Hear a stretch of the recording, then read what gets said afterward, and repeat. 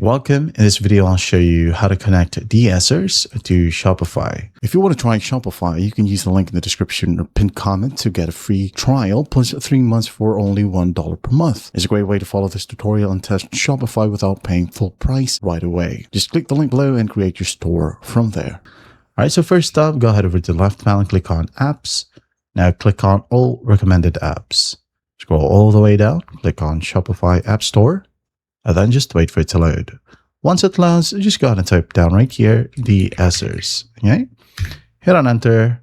Now you'll find it right here at the left panel. If not, just find it. Okay? Just click on it. Now go ahead and click on install. And then once done, a new page will load. So just click on install, follow the basic prompts. As you can see here, I already have installed it.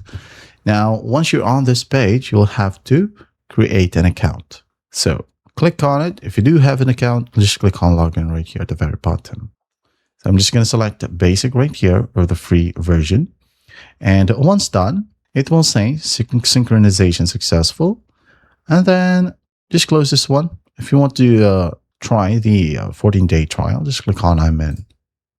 But just close every prompt right here and you'll be able to see that DSers is now installed to your Shopify store.